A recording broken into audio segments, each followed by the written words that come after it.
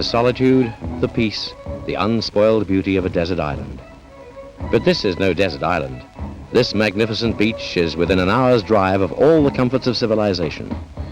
Such is the nature of the east coast of Tasmania. 500 kilometers of natural shoreline with cliffs, coves and beaches to rival any in the world, yet never far from all the facilities a modern traveller could wish for.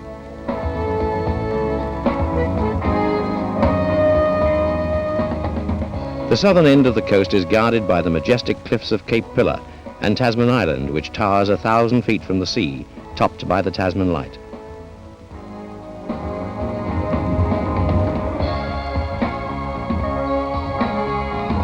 These formidable cliffs form a bastion at the southern tip of the Tasman Peninsula, the site of what was once one of the world's most notorious prisons, Port Arthur, where the worst of Britain's transported criminals were once incarcerated.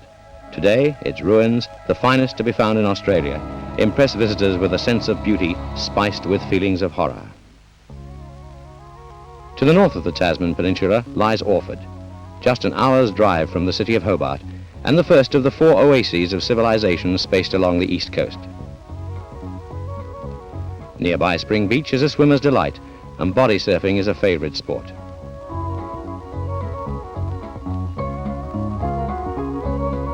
But the east coast isn't just sea, surf and sand. It is also the source of such gastronomic delights as Tasmanian crayfish. Picturesque boats sail forth daily from the fishing villages along the coast to harvest this most succulent of seafoods. And they are brought ashore alive.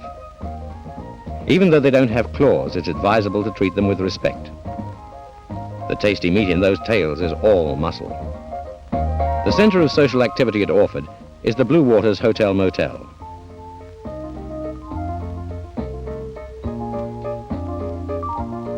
Within a stone's throw of where they are landed, you can enjoy crayfish the like of which you've never tasted before, served in convivial surroundings by people to whom hospitality is a way of life. And when night falls, for the young at heart, there's all the fun of a cabaret.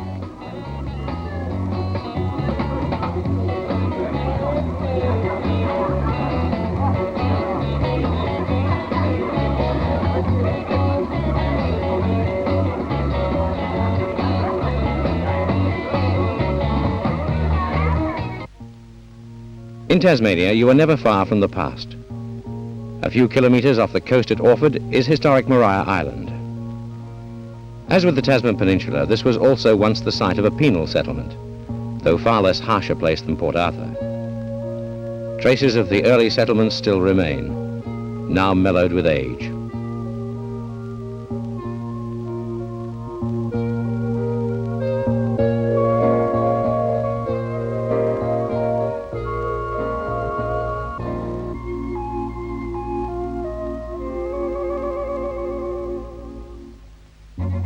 No longer a prison for men, Maria Island today is a sanctuary for wildlife.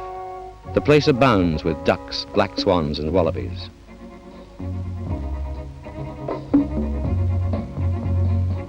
Lately, 2 very rare species have been resettled on the island.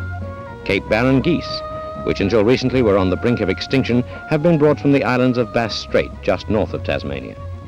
This flock, together with other conservation measures taken by the Tasmanian Department of Wildlife, ensure the survival of these intriguing birds.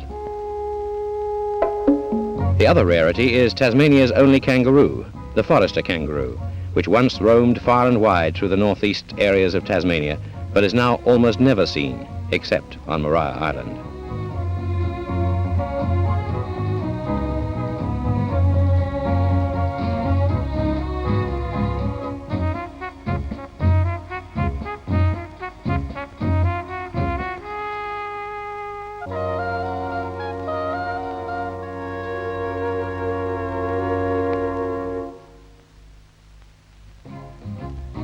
From Orford, a leisurely hour's drive north brings us to Swansea, the halfway point in our journey up the east coast.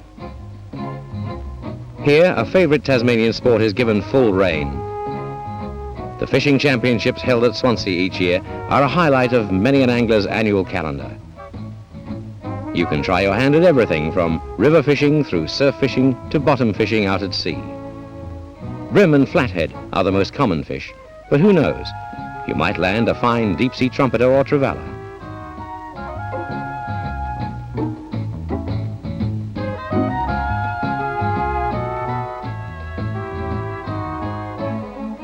And when you return, waiting for you right on the beach is the Swan Motor Inn.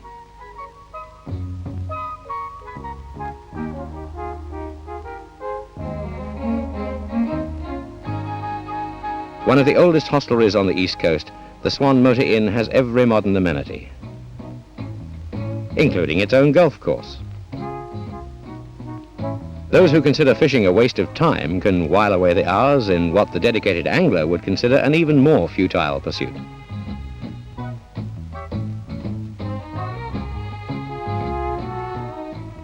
At dusk, though, golfer and angler alike would agree that little could better the warm, hospitable atmosphere of the Swan Motor Inn's dining room. And the food, just wait till you try it.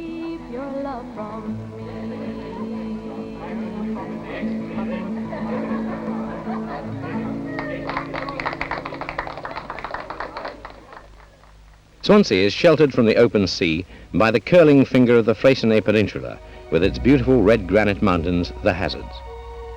At the base of the peninsula nestles what many believe to be the gem of the entire East Coast, Coles Bay.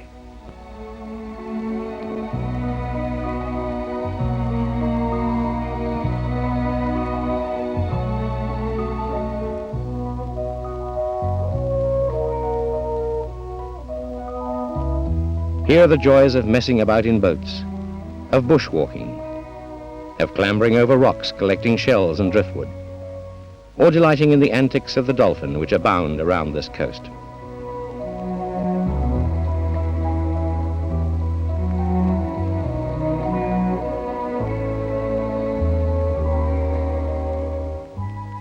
Although little more than 2 hours' drive from Hobart, Coles Bay seems far from the hurly-burly of modern city life.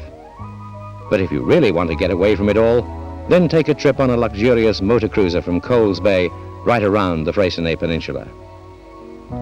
A national park, the peninsula is left in its natural state. Once on the seaward side, you could be 1,000 miles from anywhere, and your destination is Wineglass Bay, accessible only by sea unless you're prepared for a hike over the Hazards.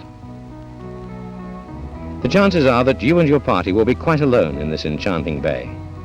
Sheltered on almost every side, it makes a fine anchorage. Time now for exploring in a small boat.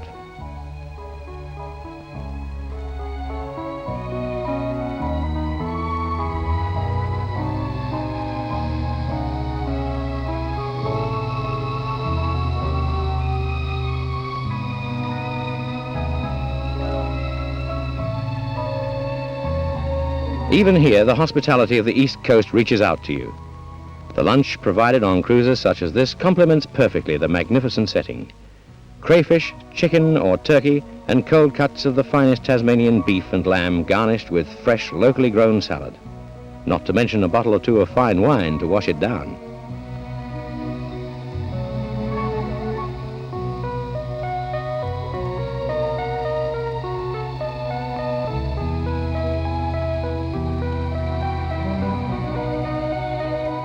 After lunch, a quiet stroll along the beach, drinking in the sheer beauty of the place, where the red granite of the Hazards contrasts with the blue-green waters of the bay, separated only by a belt of forest and a ribbon of white sand.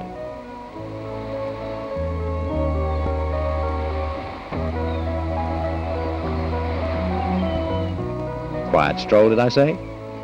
Oh well, after all, the crystal clear waters of the bay are so inviting.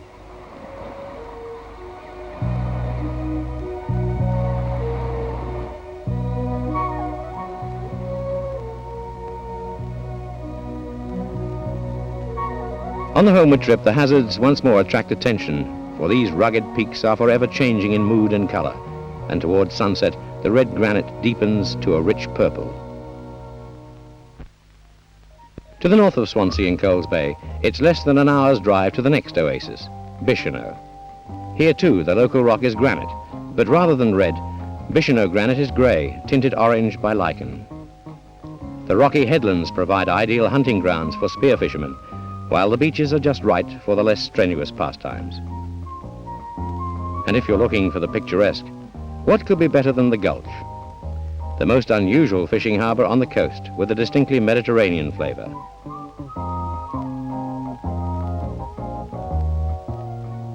While crayfish is the major industry here, these boats also troll for barracuda and line fish the deep reefs for trumpeter and trevally.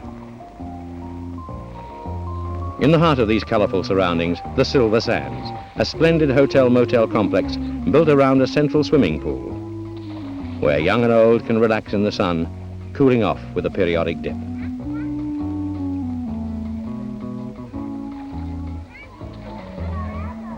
The Silver Sands specialises in serving its guests a wide variety of fresh seafood, but the highlight of a sojourn here is a visit to the Craybake Corral, where guests are plied with wine, beer or cider, while fresh crays are brought in live, cooked in a gigantic cauldron and served piping hot. No half servings, each guest has a whole crayfish to enjoy.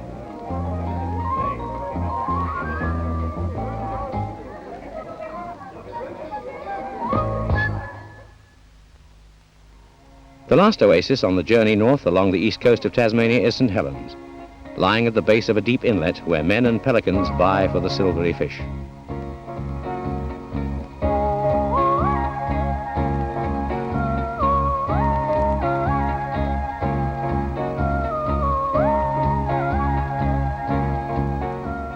The watering hole is the St. Helens Hotel with its quaint clay pot bar. The dining room of the St. Helens Hotel is justly famous for its fine food, whether your choice is aged Tasmanian beef or spring lamb. But take a tip from me. When you're there, sample the green craytail. It's a taste treat you'll talk about for years. St. Helens gives the impression of being an English seaside village. Peaceful rolling countryside surrounding the quiet waters of the inlet.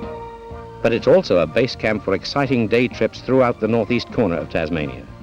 To waterfalls, fern glades, rainforests, sand dunes, and magnificent beaches, which stretch to the northern extremity of the east coast, marked by the light at Eddystone Point.